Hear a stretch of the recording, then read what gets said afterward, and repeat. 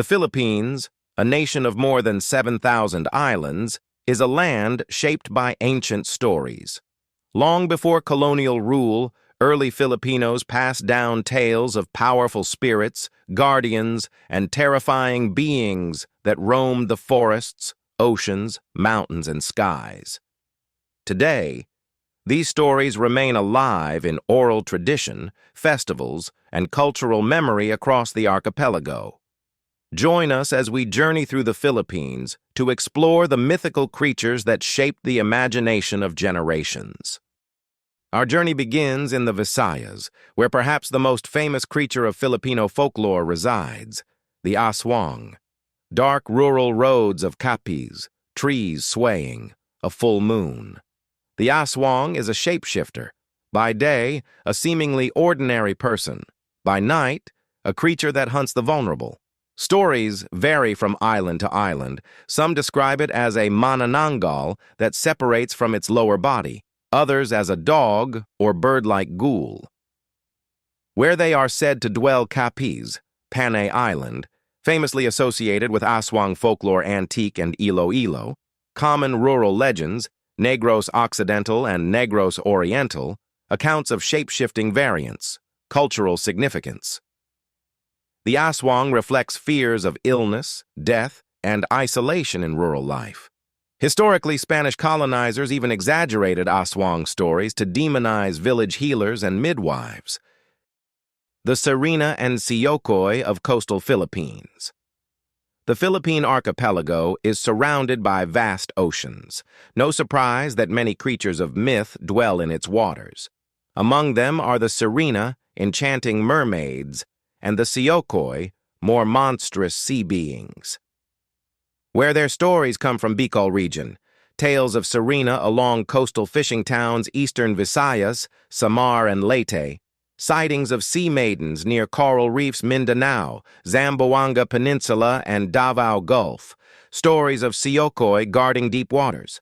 Palawan, large reef systems associated with sea spirits, cultural significance.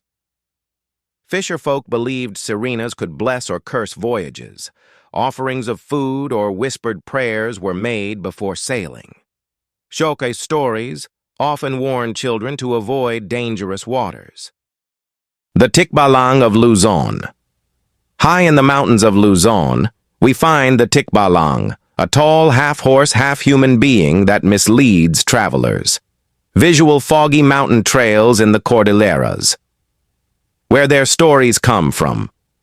Cordillera region, forests and highlands Rizal province, folklore around the Sierra Madre Batangas and Cavite, stories tied to dense woodlands, cultural significance. The Tikbalang symbolizes the unpredictable forces of nature. Travelers once wore their shirts inside out to confuse the creature and avoid being led astray. The Capre. Deep within ancient balete trees lives the Capre, a towering giant with smoldering eyes, often seated in branches while smoking a rolled tobacco leaf. Where found in folklore Luzon, Bulacan, Pampanga, Quezon Province, Mount Banahaw area, Visayas, Cebu, Mindanao, Bukidnon and Davao, mountain forests. Cultural significance. Capres are guardians of trees. Many communities avoid cutting large balete trees for fear of offending them. Some stories portray them as playful rather than dangerous. The Diwata of Mindanao. Narrator. Our final journey takes us to Mindanao, home to the enchanting Diwata, benevolent nature spirits believed to protect mountains, forests, and rivers. Where Diwata beliefs are most strong. Bukidnon, Mount Kitanglad, and Mount Dulang Davao region. Forests surrounding Mount Apo Agusan del Sur, sacred lakes, and mountain springs.